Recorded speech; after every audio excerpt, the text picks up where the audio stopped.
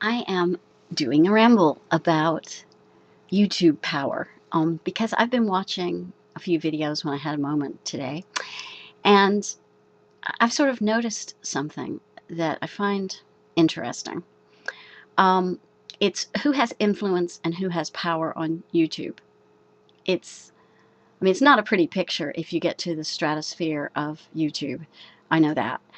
But I'm talking more about who has power and influence within this kind of insular world that a lot of our channels inhabit, which is sort of below the radar of YouTube in general.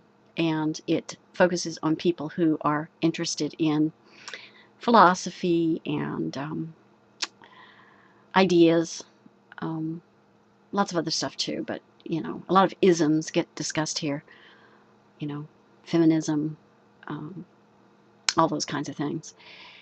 And because I am much more of a voyeur on YouTube than um, a voyee, if there is such a word, I've watched a lot of videos, and I've come away with some general thoughts about power and how the power on YouTube to influence or to change people's minds, it's totally sometimes the reverse of what it might be in the real world.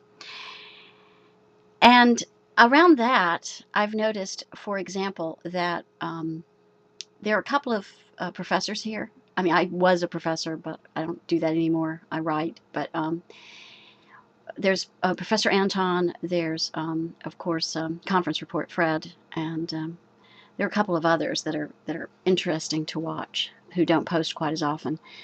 And if you watch them, um, you can see that something happens when they post videos on YouTube, and it is about, now this isn't always true, but it often seems true to me. It is about how power is, it gets to be an accepted thing. If you've had the power of deference in the classroom, it's kind of hard to get your brain around the fact that in this environment, you don't really have that kind of power anymore, that you have to define terms, that you have to meet people on an even footing. Now, this is not a criticism. I realize it's coming off as a criticism. It's more just a take on the power dynamic and the switch that happens, and how it's kind of hard to get acclimatized to at first.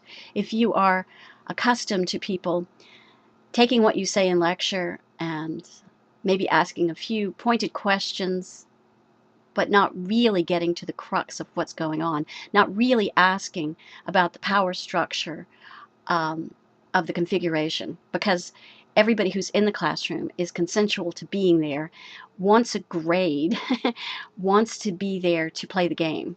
And on YouTube, there are a lot of people who aren't here to play that game, and there is no game like that being played here. I mean, there's no power matrix necessarily. Um, and I have enjoyed watching how that gets configured here. It reminds me of, I've taught a couple of, well, actually 3 disciplines at college, university, and secondary levels. And when I was teaching creative, well, it wasn't creative writing, it was just expository writing. It was just writing, basically. I read a book that had an essay by someone named Quentin Pierce. And the essay was what a lot of writing teachers like to refer to as, quote, transgressive, unquote. And by transgressive, they mean that this particular Quentin Pierce refused to play the game. He wrote an essay that is quoted by a writer named David Bartholomew. I have taken the quotes and put them into a blog entry just because I can't post them here. I just don't do that on YouTube. A lot of people do. I feel like I don't want to for some reason. But it's an example. Quentin Pierce is not playing the game, and his professor as I said, David Bartholomew. He carried this essay around with him. He was so shocked. He carried this essay around with him for 18 years before he could even bring himself to mark on the essay. And the reason I'm bringing that up, and the reason I'm asking you just to see what the quotes from the essay are and why it's considered a transgressive essay. In the time since Quentin Pierce originally wrote that essay to be evaluated at the University of Pittsburgh, I believe, he was in a class and it was an evaluation of his writing. So he wrote this as a timed writing.